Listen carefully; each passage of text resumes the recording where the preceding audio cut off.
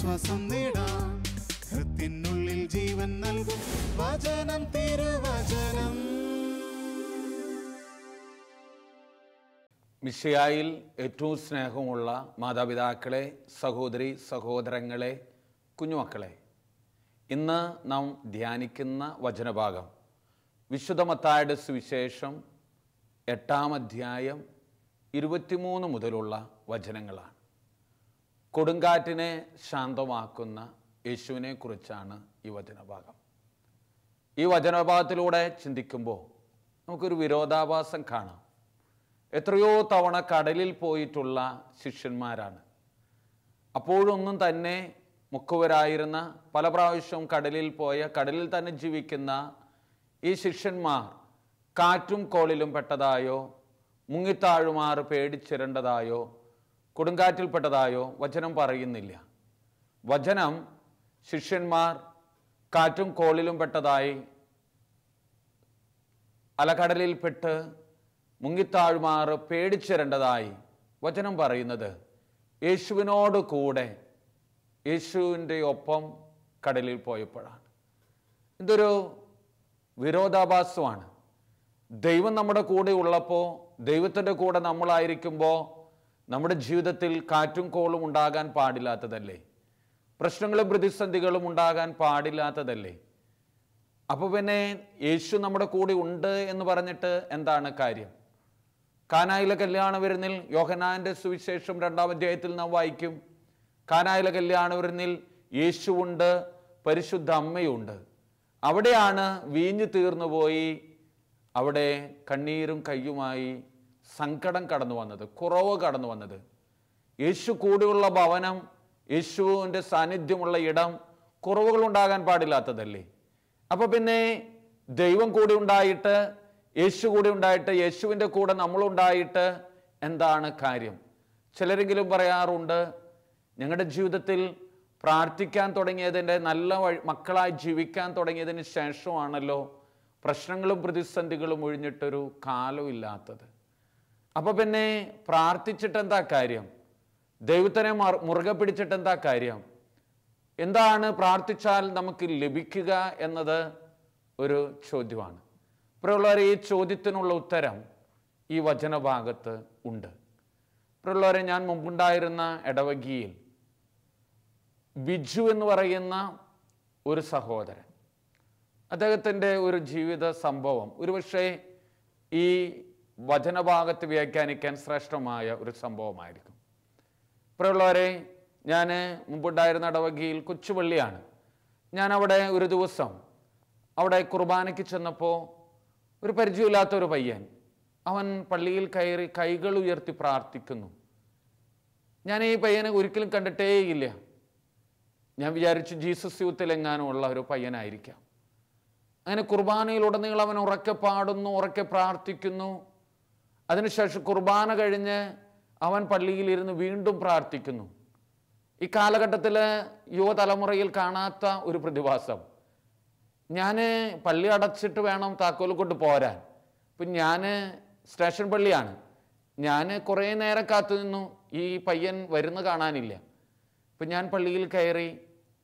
ഞാൻ അവനോട് പറഞ്ഞു, മോനു ഒരു കാര്യം ചെയ്താൽ മതി, പ്രാർത്ഥിച്ചുകൊള്ളൂ, താക്കോൽ ഇന്ന സ്ഥലത്ത് ഏൽപ്പിച്ചാൽ മതി. അവൻ പറഞ്ഞു സാരമില്ല അച്ഛാ. ഞാൻ പറഞ്ഞു ആദ്യമായിട്ട് കാണാണല്ലോ. അപ്പോൾ അവനോട് പറഞ്ഞു, അച്ഛാ ഞാൻ ഇന്ന ആളുടെ മകനാണ്, എൻ്റെ പേര് ബിജു എന്നാണ്, ഞാൻ ഗൾഫിലാണ്, ഞാനിപ്പോൾ അവധിക്ക് വന്നതാണ് ഒരു മാസത്തെ. അപ്പോൾ ഗൾഫിലായിരിക്കുമ്പോൾ പ്രാർത്ഥിക്കാനൊന്നും സമയം കിട്ടില്ലല്ലോ, പള്ളിയിൽ പോകാനൊക്കെ അവസരങ്ങൾ കുറവല്ലേ. അപ്പോൾ നമുക്ക് നാട്ടിൽ വന്നപ്പോൾ പള്ളി നമ്മുടെ മുറ്റത്തല്ലേ. അപ്പോൾ ദൈവത്തിന് കൊടുത്തു തീർക്കേണ്ടത്, ദൈവത്തിന് കടപ്പാടായിട്ടുള്ളതൊക്കെ തീർക്കാമെന്ന് കരുതി ഞാൻ പള്ളിയിൽ കയറിയതാണ്. അച്ഛാ എനിക്ക് വേണ്ടി പ്രാർത്ഥിച്ചോളോ. ഞാൻ ചോദിച്ചപ്പോൾ എനിക്ക് മനസ്സിലായി, വിവാഹം കഴിഞ്ഞിട്ടുണ്ട്, കുട്ടികളുണ്ട്. ഒരു മാസത്തെ അവധിക്ക് വന്നൊരു പയ്യൻ പള്ളിയിൽ ഇത്ര അധികം സമയം പ്രാർത്ഥിക്കുക, എനിക്ക് ആശ്ചര്യമായി. പിറ്റേ ദിവസം ചെല്ലുമ്പോഴും ഈ പയ്യൻ മണിക്കൂറുകളോളം പള്ളിയിൽ ചെലവഴിക്കുന്നുണ്ട്.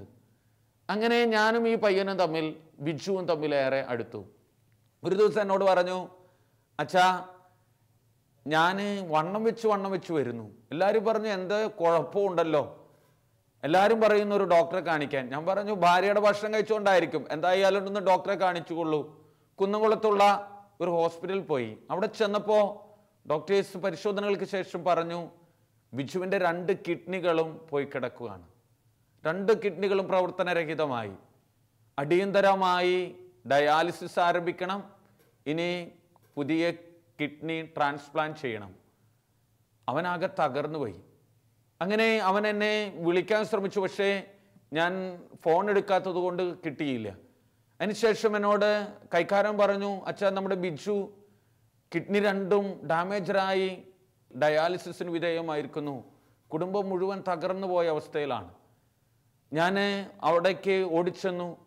ഞാൻ അവിടേക്ക് കടക്കുമ്പോൾ വാതിലിന് പുറത്ത് പ്രായം ചെന്ന ബിജുവിൻ്റെ അപ്പച്ചനും അമ്മച്ചി ഇരിക്കുന്നുണ്ട്.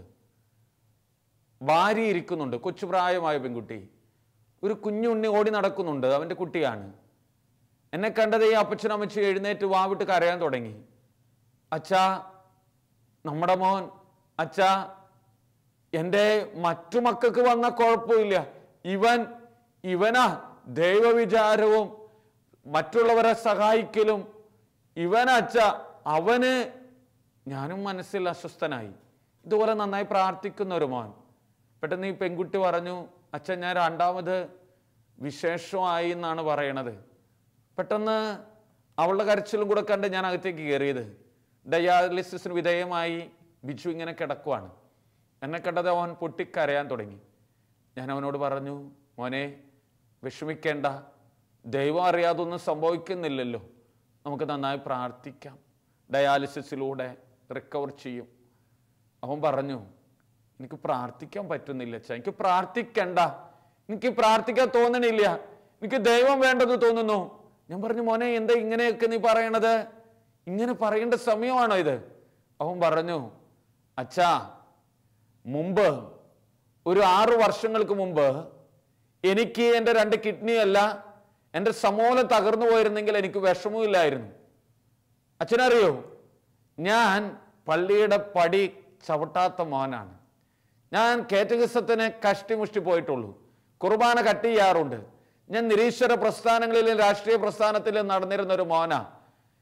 നിരീശ്വര യുവജന പ്രസ്ഥാനത്തിൽ ജീവിച്ചിരുന്ന ഒരു മോനാ. അങ്ങനെയുള്ള ഞാൻ പള്ളിയിലേക്ക് പോകാറേയില്ല. അച്ഛനറിയോ, അങ്ങനെയുള്ള എനിക്ക് കിട്ടിയതോ ദേവാലയവും ദൈവവുമായി നടക്കുന്ന ഒരു മോളെ. അവളുടെ നിർബന്ധത്തിന് വഴങ്ങിയാണ് വിവാഹത്തിന് ശേഷം ഞാൻ മുരിങ്ങൂർ ധ്യാന കേന്ദ്രത്തിൽ ധ്യാനത്തിന് പോയത്. അവിടെ വെച്ചാണ് ദൈവം എന്നെ സ്പർശിച്ചത്. അവിടെ വെച്ചാണ് ഞാൻ എന്നെ തന്നെ, എൻ്റെ ദൈവത്തെ അറിഞ്ഞത്. അവിടെ വെച്ചാണ് ഞാൻ തിരിച്ചു നടക്കാൻ തീരുമാനിച്ചത്. അതിനുശേഷം ഇന്ന് വരെ ഞാൻ പിന്നെ ദൈവത്തെ കൈവിട്ടിട്ടില്ല. ദൈവം എന്നെ കൈവിട്ടിട്ടില്ല. അച്ഛനറിയോ, അതിനുശേഷം ഞാൻ ഗൾഫിൽ പോയി. ഞാൻ 1 മണിക്കൂർ നേരം വിശുദ്ധ വചനം വായിക്കാതെ കിടന്നുറങ്ങിയിട്ടില്ല. 153 മണി ജപം ചെല്ലാതെ ഞാൻ കിടന്നുറങ്ങാറില്ല. ഞാൻ 1 മണിക്കൂറെങ്കിലും സ്വകാര്യമായി പ്രാർത്ഥിക്കാതെ കിടന്നുറങ്ങാറില്ല. അച്ഛനറിയോ, എല്ലാ വെള്ളിയാഴ്ചകളിലും കൂട്ടുകാരെ കൊണ്ട് ഞാൻ വണ്ടി ശരിപ്പെടുത്തി പള്ളിയിൽ പോകുമായിരുന്നു. ഒഴിവു ദിവസങ്ങളിൽ ഞങ്ങൾ ഒരുമിച്ച് കൂടി പ്രാർത്ഥിക്കുമായിരുന്നു. അച്ഛാ, ദൈവത്തെ മറന്ന് നിലമറന്ന് ജീവിച്ചിരുന്ന എൻ്റെ പഴയ കാലത്ത് എൻ്റെ കിഡ്നിയെല്ലാം കംപ്ലീറ്റ് അടിച്ചു പോയിരുന്നു, എനിക്ക് സങ്കടമില്ല. പക്ഷെ ഇന്ന് എൻ്റെ ദൈവത്തെ മുറുകെ പിടിച്ച് നടക്കാൻ, നല്ല മോനാകാൻ, സമയത്തിൻ്റെ സമ്പത്തിൻ്റെ ദശാംശം ദൈവത്തിന് കൊടുക്കാൻ ഞാൻ തീരുമാനിച്ച് ചെയ്തുകൊണ്ടിരിക്കുമ്പോഴല്ലേ അച്ഛാ എൻ്റെ ജീവിതത്തിൽ ഈ ദുഃഖങ്ങളും ദുരന്തങ്ങളും ഉണ്ടായത്. എനിക്ക് പ്രാർത്ഥിക്കേണ്ട, എനിക്ക് പ്രാർത്ഥിക്കേണ്ട, എനിക്ക് ദൈവത്തെ വേണ്ട. ദൈവത്തിനെ സ്നേഹിച്ച ചിലപ്പോൾ ദൈവം നമുക്കിതുപോലെ സങ്കടങ്ങളും ദുരന്തങ്ങളും തരും. എനിക്ക് പ്രാർത്ഥിക്കാൻ പറ്റണില്ല. ഞാൻ പറഞ്ഞു, ബിജു, നിന്നോട് എന്ത് പറയണമെന്ന് എനിക്കറിയത്തില്ല, എങ്കിലും ഞാൻ നിനക്ക് വേണ്ടി പ്രാർത്ഥിക്കും. 2-3 ദിവസം കഴിഞ്ഞു. ഞാൻ പറഞ്ഞു, നീ ദൈവത്തെ കണ്ടുമുട്ടിയിടം മുരിങ്ങൂർ ധ്യാന കേന്ദ്രമല്ലേ, എൻ്റെ മോനെ, നീ ഒന്ന് ധ്യാനത്തിന് പോകൂ. എല്ലാവരും അവനെ നിർബന്ധിച്ചു. അങ്ങനെ അവനെ ധ്യാനത്തിന് കൊണ്ടുപോയി. ധ്യാനത്തിൻ്റെ സമയത്ത് 1 ആഴ്ച കൂടിയപ്പോൾ അച്ഛൻ പറഞ്ഞു, 1 ആഴ്ച കൂടെ കൂടട്ടെ. 2 ആഴ്ച ഡയാലിസിസ് നടക്കാത്തത് കൊണ്ട് 2 ആഴ്ച കഴിഞ്ഞപ്പോഴേക്കും ഒത്തിരിയേറെ നീരൊക്കെ വന്ന് അല്പം കൂടി സീരിയസ് ആയ ഒരു സിറ്റുവേഷനിലാണ് അവനെ കൊണ്ടുവന്നത്. ഞാൻ ആശുപത്രിയിൽ കാണാൻ ചെന്നപ്പോൾ അവനോട് പറഞ്ഞു, കണ്ട അച്ഛ, പോണ്ടാന്ന് പറഞ്ഞതാ. എൻ്റെ ജീവിതത്തിൻ്റെ നാളുകൾ കൂടുതൽ എണ്ണപ്പെടുത്തി എന്നല്ലാതെ ഒരു ഉപകാരം ഉണ്ടായില്ല. എനിക്ക് പ്രാർത്ഥിക്കണ്ട, എനിക്ക് പ്രാർത്ഥിക്കണ്ട അച്ഛ, എനിക്ക് പ്രാർത്ഥിക്കാൻ പറ്റണില്ല. പ്രിയമുള്ളവരെ, ഈ ഒരു ചോദ്യവും ഈ ഒരു സംഭവവും എന്നെ ഏറെ സങ്കടപ്പെടുത്തി. ഞാൻ ദൈവത്തിന് മുമ്പിൽ ഇരിക്കുമ്പോൾ ചിന്തിക്കാറുണ്ട്, ഒത്തിരി നല്ല മോനായി മോനല്ലേ ഇങ്ങനെ വന്നത്, എന്തേ നീ ഇവനൊന്നും കാണുന്നില്ല, എന്തേ ഇങ്ങനെ, എന്തുകൊണ്ടാ ഈ ഇത്രയും നാൾ നല്ല മോനായി ജീവിച്ചപ്പോൾ നീ ഇങ്ങനെയൊക്കെ? പ്രിയമുള്ളവരെ, എന്ന് ഞാനിത് ചിന്തിക്കുമായിരുന്നു. ഒരു ദിവസം ഞാൻ പള്ളിയിലിരിക്കുമ്പോൾ ഒരു സഹോദരൻ എന്നോട് വന്നിട്ട് പറഞ്ഞു, അച്ഛാ ഞാൻ ബിജുവിൻ്റെ ചേട്ടനാണ്, ജോജു. അച്ഛാ ഞാൻ പറഞ്ഞു, ബിജു പാവം, എൻ്റെ വിവരങ്ങളൊക്കെ അറിഞ്ഞു, എന്ത് ചെയ്യാം, അറിഞ്ഞിട്ട് വന്നതായിരിക്കുമല്ലേ. ജോജു എന്നോട് പറഞ്ഞു, അല്ലച്ചാ ഞാൻ അറിഞ്ഞിട്ട് വന്നതല്ല, ഞാനും ഗൾഫിലാണ്. ഞാനിപ്പോൾ വന്നത്, ഞാൻ അവിടെ ഈ ബിജു ആണ് ഞങ്ങളെയൊക്കെ ഒരുമിച്ച് പ്രാർത്ഥിപ്പിക്കുന്നതും ദൈവത്തിലേക്ക് അടുപ്പിച്ചതും ഒക്കെ. ഞങ്ങളത് വലിയ ദൈവവിചാരമില്ലായിരുന്നു, ഇവൻ നിർബന്ധിച്ച് ധ്യാനത്തിന് വിടും. അപ്പോൾ ഇപ്പൊ പ്രാർത്ഥിക്കാനിരിക്കുമ്പോൾ എപ്പോഴും മനസ്സിൻ്റെ ഉള്ളിൽ ഒരു ചോദ്യം, നിനക്ക് 2 കിഡ്നി ഞാൻ തന്നില്ലേ, എന്നിട്ട് എൻ്റെ ഒരു കിഡ്നി ഇല്ലാത്ത നിന്റെ അനിയൻ ബിജുമോന് കൊടുക്കുന്നില്ല. ഇതെപ്പോഴും കേൾക്കുക.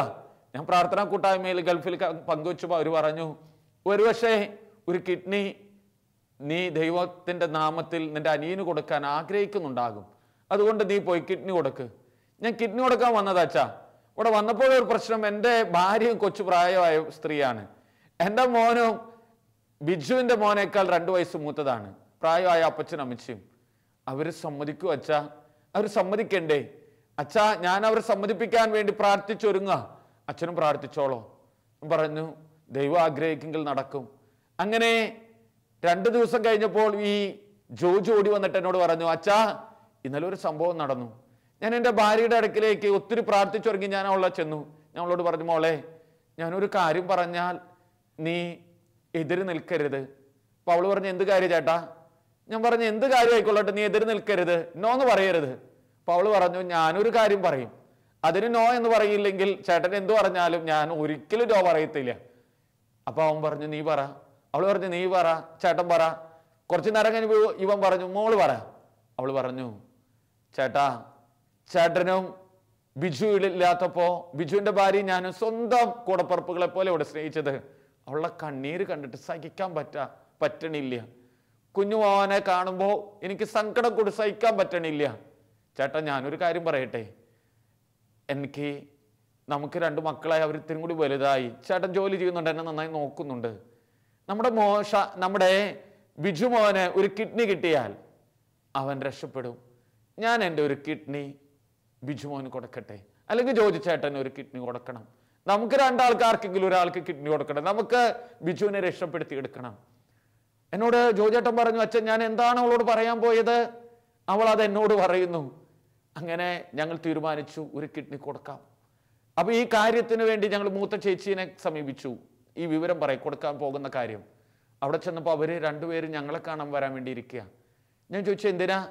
അപ്പോൾ ചേച്ചി പറഞ്ഞു, മൂത്ത ചേച്ചി പറഞ്ഞു, ബിജുവിനെ എൻ്റെ മടിയിലിട്ടല്ലേ സ്നേഹിച്ചത്, അവനൊരു ആവശ്യം വരുമ്പോൾ ഇപ്പം ഞാനും അളിയനും കൂടെ തീരുമാനിച്ചേക്ക എൻ്റെ ഒരു കിഡ്നി ഞാൻ ബിജുവിന് കൊടുക്കാൻ, അല്ലേ അളിയൻ കൊടുക്കാന്നാ പറയണത്. ഒന്നുകിൽ ഞാൻ അല്ലെങ്കിൽ ചേട്ടൻ, 2 പേരിൽ ഒരാൾ കിഡ്നി കൊടുക്കാൻ പോകും. അത് നിങ്ങളോട് വരാൻ വേണ്ടി നിൽക്കുവാണ്. പ്രിയമുള്ളവരെ, ഇവർ 2 പേരും ഈ ജോജുവും കൂടെ മൂത്ത ചേട്ടൻ്റെ അടുത്തേക്ക് ചെന്നു. അദ്ദേഹം പറഞ്ഞു, ഞാൻ നിങ്ങളെ കാണാൻ വരാൻ വേണ്ടി നിൽക്കുമായിരുന്നു, അവനൊരു കിഡ്നി കിട്ടി അവൻ രക്ഷപ്പെടുമെന്ന്. ഞാൻ ഇത്ര പ്രായമായില്ലേ, എൻ്റെ ഒരു കിഡ്നി അവന് കൊടുക്കാന്ന് വിചാരിച്ചിട്ടാ, അല്ലെങ്കിൽ ചേച്ചി കൊടുക്കാന്ന് പറയുക ഞങ്ങള്. പ്രിയമുള്ളവരെ, 6 സഹോദരങ്ങളാണ് ബിജുവിന് കിഡ്നി കൊടുക്കാൻ വേണ്ടി കാത്തു കെട്ടി നിൽക്കണത്. പ്രിയമുള്ളവരെ, ബിജുവിനെ കാണിച്ചപ്പോൾ ബിജു എന്നോട് പറഞ്ഞു, അച്ഛാ 6 പേരും പറയണു അവരുടെ കിഡ്നി ഞാൻ വാങ്ങണമെന്ന്, എനിക്കൊരു കിഡ്നി വേണ്ടു. മൂത്ത ചേച്ചി വലിയ വാശിയാണ്, എൻ്റെ കിഡ്നി നീ വാങ്ങിയില്ല, ഇങ്ങനെ ഒരു ചേച്ചി ഉണ്ടെന്ന് പിന്നെ നീ വിചാരിക്കണ്ടെന്ന്. അച്ഛാ, എൻ്റെ കൂടെ ഇവിടെ ഡയാലിസിസിന് വന്നിരുന്ന ഓരോ ആളുകളും ഞാൻ ഓരോ പ്രാവശ്യം വരുമ്പോൾ പരിചയപ്പെട്ടവരെ പിന്നെ കാണാറില്ല. ഞാൻ ചോദിക്കുമ്പോൾ അവർ പറയും കിഡ്നി ട്രാൻസ്പ്ലാന്റ് ചെയ്യാൻ കിഡ്നി കിട്ടാത്തത് കൊണ്ട് മരിച്ചുപോയി എന്ന്. അച്ഛാ, എൻ്റെ ചേട്ടന്മാരും ചേച്ചിമാരും അളിയന്മാരും എനിക്ക് 6 പേരാണ് കിഡ്നി തരാൻ നിൽക്കണത്. എന്തായാലും ഞാൻ പറഞ്ഞു, കണ്ടോ നിന്റെ ജീവിതത്തിൽ ദൈവം ഇടപെടുന്നത് കണ്ടോ. എന്തായാലും ഈ ബിജുവിൻ്റെ കിഡ്നി മാറ്റിവെക്കൽ ശസ്ത്രക്രിയ നടത്തി, അതിനുശേഷം വൃക്ക മാറ്റിവെച്ചതിന് ശേഷം നല്ല മകനായി അദ്ദേഹം ജീവിതത്തിലേക്ക് തിരിച്ചു വന്നു. ഒരു ദിവസം ബിജു എന്നെ കണ്ടപ്പോൾ പറഞ്ഞു, അച്ഛാ, ഞാൻ ഗൾഫിൽ നിന്ന് വന്ന ദിവസം അച്ഛൻ ഈ വചനം വ്യാഖ്യാനിക്കുകയായിരുന്നു, കൊടുങ്കാറ്റിനെ ശാന്തമാക്കിയ യേശുവിനെ കുറിച്ച്. അന്ന് അച്ഛൻ പറഞ്ഞൊരു കാര്യം ഇതായിരുന്നു, നമ്മൾ പ്രാർത്ഥിക്കുമ്പോൾ എന്ത് ലഭിക്കും എന്ന് ചോദിച്ചാൽ, ദൈവത്തിന്റെ കൂടെ നടന്നാൽ എന്ത് ലഭിക്കുമെന്ന് ചോദിച്ചാൽ, അന്ന് അച്ഛൻ പറഞ്ഞത് ഇങ്ങനെയാണ്, പ്രശ്നങ്ങളിൽ നിന്നുള്ള ഒഴിവല്ല പ്രാർത്ഥിക്കുന്നത് കൊണ്ട്, ദൈവത്തിന്റെ കൂടെ നടക്കുന്നത് കൊണ്ട് നമുക്ക് ലഭിക്കുന്നത്, മറിച്ച് പ്രശ്നങ്ങളെ അതിജീവിക്കാനുള്ള കരുത്താണ് എന്ന്.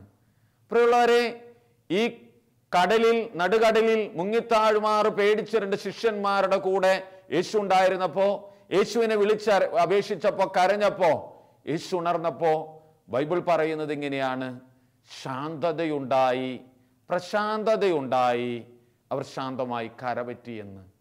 പ്രശ്നങ്ങളിൽ നിന്നുള്ള ഒഴിവല്ല, പ്രശ്നങ്ങളെ ശാന്തമായി നേരിടാനുള്ള കരുത്താണ് പ്രാർത്ഥന കൊണ്ട് നമുക്ക് ലഭിക്കുന്നത് എന്ന് ഈ വചനം നമ്മളെ പഠിപ്പിക്കും. പ്രിയമുള്ളവരെ, ബിജുവിനോട് പറഞ്ഞു, എത്രയോ പേര് കിഡ്നിക്ക് പ്രശ്നമുണ്ടായി, അവരെല്ലാവരും ഒരു കിഡ്നി കിട്ടിയിരുന്നുവെങ്കിൽ അവർ രക്ഷപ്പെടുമായിരുന്നു. പക്ഷെ അവർക്കും ചേട്ടന്മാരുണ്ടായിരുന്നില്ലേ, അവർക്കും ചേച്ചിമാരുണ്ടായിരുന്നില്ലേ, അവർക്കും കൂടപ്പിറപ്പുകൾ ഉണ്ടായിരുന്നില്ലേ? അവർക്കാർക്കും തന്നെ തോന്നിയില്ലല്ലോ തങ്ങളുടെ സഹോദരന് ഒരു കിഡ്നി കൊടുക്കണമെന്ന്. എൻ്റെ ബിജുവിൻ്റെ ചേട്ടന്മാർക്കും ചേട്ടത്തിമ്മമാർക്കും ഒക്കെ തോന്നി. പ്രിയമുള്ളവരെ, പ്രശ്നങ്ങൾ പ്രാർത്ഥിച്ചാൽ ഉണ്ടാകും, പ്രാർത്ഥിച്ചില്ലെങ്കിലും ഉണ്ടാകും. പക്ഷേ പ്രാർത്ഥിക്കുന്ന മക്കള് പ്രശ്നങ്ങളും പ്രതിസന്ധികളും ഉണ്ടാകുമ്പോൾ തമ്പുരാന്റെ കൂട്ടുപിടിച്ച് ശാന്തമായി, പ്രശാന്തമായി പ്രശ്നങ്ങളെ അതിജീവിക്കുമ്പോ, പ്രശ്നങ്ങളെ മറികടക്കുമ്പോ, ശാന്തമായി കരപറ്റുമ്പോ, പ്രാർത്ഥനയുടെ കരുത്തില്ലാതെ പോകുന്ന മക്കള്, ദൈവം കൂട്ടില്ലാത്ത മക്കള് ഒരു നിസ്സാരമായ പ്രശ്നങ്ങളിൽ പോലും ഒരു കയറിനെ തേടുകയും വിഷത്തെ തേടുകയും കിണറ്റിൽ ചാടുകയും ട്രെയിന് തലവയ്ക്കുകയും ചെയ്ത് ജീവിതം ഹോമിക്കുന്നത്, അവസാനിപ്പിക്കുന്നത്, നശിച്ചു പോകുന്നത് ഇങ്ങനെയാണ്. പ്രശ്നങ്ങളിൽ നിന്നുള്ള ഒഴിവല്ല, പ്രശ്നങ്ങളെ ശാന്തമായി നേരിടാനുള്ള കരുത്താണ് പ്രാർത്ഥന കൊണ്ട് നമുക്ക് ലഭിക്കുന്നത് എന്ന് ഈ വചനം നമ്മളെ പഠിപ്പിക്കും. കാനായിലെ കല്യാണ വിരുന്നിൽ കണ്ണീരും കയ്യുമായി അവസാനിക്കേണ്ട ആ സന്തോഷ വിരുന്ന്, പ്രിയമുള്ളവരെ, യേശു ഉണ്ടായിരുന്നതുകൊണ്ട്, പരിശുദ്ധ അമ്മ ഉണ്ടായിരുന്നതുകൊണ്ട്, യേശുവിന് ശ്രദ്ധയെ കൊണ്ടുവന്നതുകൊണ്ട്, അസാധ്യമെന്ന് പറഞ്ഞ വഴികളിലൂടെ അവിടെ വീഞ്ഞ് യേശു അത്ഭുതത്തിലൂടെ ഉണ്ടാക്കുകയും പ്രശ്നത്തെ പരിഹരിക്കുകയും ചെയ്തു. പ്രശ്നങ്ങൾ ഉണ്ടാകട്ടെ, പ്രശ്നങ്ങൾ ഉണ്ടാകുക തന്നെ ചെയ്യും. പ്രാർത്ഥിക്കാത്തവർക്കും പ്രാർത്ഥിക്കുന്നവർക്കും പ്രശ്നങ്ങൾ ഉണ്ടാകാം, ഉണ്ടാകാതിരിക്കാം. പ്രശ്നങ്ങളുള്ളപ്പോൾ ദൈവത്തിൻ്റെ കൂടെ നടന്നാൽ അതിനെ അതിജീവിക്കാൻ, മറികടക്കാൻ, ശാന്തമായി നേരിടാൻ, മനസ്വസ്ഥതയോടുകൂടെ ശാന്തതയോടെ അതിനെ തരണം ചെയ്യാനുള്ള കൃപ നമുക്ക് ലഭിക്കും. നെസ്റ്റ് ഡി അഡിക്ഷൻ സെന്ററിൽ നിന്ന് മദ്യത്തിന് അടിമയായി വന്നൊരു മകനെ തിരിച്ചു കൊണ്ടുപോയി. അവൻ 1 മാസത്തെ ചികിത്സയ്ക്ക് ശേഷം കോതമംഗലത്ത് നിന്നുള്ളൊരു സോജൻ എന്ന് പറയുന്ന സഹോദരനാണ്. അദ്ദേഹം ടൈൽസിന്റെ പണിയായിരുന്നു. അദ്ദേഹം മദ്യപാനം നിർത്തി നല്ല മോനാകാൻ തീരുമാനിച്ച് വീട്ടിൽ ചെന്നു. ഒരു 5-6 ദിവസം വീട്ടിൽ നിന്ന് പുറത്തേക്ക് ഇറങ്ങിയതേയില്ല. ഭാര്യ സങ്കടത്തോടെ പറഞ്ഞു, ചേട്ടാ, പലചരക്ക് വാങ്ങുന്ന പറ്റുകടയിൽ ചേട്ടൻ കാശ് ചോദിച്ചു തുടങ്ങി. അദ്ദേഹത്തോട് ഓരോ ദിവസവും ഇങ്ങനെ അവധി പറഞ്ഞ് നീട്ടുകയാണ്. എന്തായാലും ഉടൻ കൊടുക്കണം. പിന്നെ മക്കളുടെ ട്യൂഷൻ ടീച്ചറും കാശ് ചോദിക്കുന്നു. ചേട്ടൻ 1 മാസം മുമ്പ് നെസ്റ്റിൽ പോണേക്കാളും മുമ്പ് മദ്യപിച്ച് ജോലിക്ക് പോകാത്തത് കൊണ്ട് അതും, 1 മാസം നെസ്റ്റിലായിരുന്നപ്പോൾ അവിടത്തേതും എല്ലാം കൂടെ ജോലിക്ക് പോകാത്തത് കൊണ്ട് കാശില്ല. അദ്ദേഹം പറഞ്ഞു, വഴി ഉണ്ടാകും, ഒരു 5-6 ദിവസം ഒന്ന് കഴിയട്ടെ, ഇപ്പൊ പോയാൽ കൂട്ടുകാർ ഒരു പക്ഷെ കളിയാക്കിയാലോ. അവസാനം ഈ ആവശ്യം വന്നപ്പോൾ അദ്ദേഹം പറഞ്ഞു, എന്തായാലും കൂട്ടുകാരുടെ അടുക്കൽ ഒന്ന് പോയി ചോദിച്ചു നോക്കാം. അതിനു മുമ്പ് അദ്ദേഹം ഭാര്യയോടൊത്ത് മക്കൾ സ്കൂളിൽ പോയപ്പോൾ ഒരു ജപമാലയിൽ പിടിച്ച 2 ആളും കൂടെ ജപമാല ചൊല്ലി പ്രാർത്ഥിച്ചു. 3 ജപമാല ചൊല്ലി കഴിഞ്ഞിട്ട് അദ്ദേഹം പറഞ്ഞു, നീ ഇവിടെ ഇരുന്ന് പ്രാർത്ഥിക്കേ, കൂട്ടുകാർ കളിയാക്കാതിരിക്കാനും വീഴ്ത്തിക്കളയാതിരിക്കാനും അവരെ നേരിടാനും.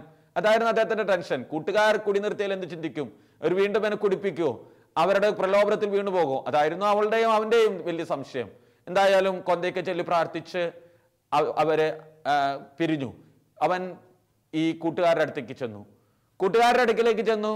ഓരോരുത്തർ പറഞ്ഞു, നീ വന്നെന്ന് കേട്ടു, നീ പുണ്യാളനായെന്ന് പറഞ്ഞു കേട്ടു, കുടി നിർത്തിയെന്ന് പറഞ്ഞു കേട്ടു, പോടാ വാ. അവൻ പറഞ്ഞു ഞാൻ ഈ കുടിക്കണില്ലടാ.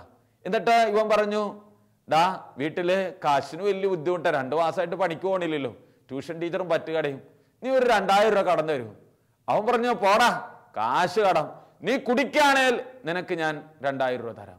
ചിലർ പറഞ്ഞു കുടിക്കാനാണേൽ നിനക്ക് ഞാൻ കാശ് തരാം. ആ കൂട്ടുകാരനെ വിട്ട് അടുത്ത കൂട്ടുകാരൻ്റെ അടുത്ത് പോയി. എല്ലാവരും അവനോട് പറഞ്ഞു, നീ മദ്യപിക്കുകയാണെങ്കിൽ നിനക്ക് ഞാൻ കാശ് കടം തരാം, നീ മദ്യപിക്കുമെന്ന് പറഞ്ഞാൽ നിനക്ക് കാശ് തരാം, നിനക്ക് മദ്യം വാങ്ങാനാണെങ്കിൽ കാശ് തരാം, അരി വാങ്ങാൻ കാശ് തരത്തില്ല.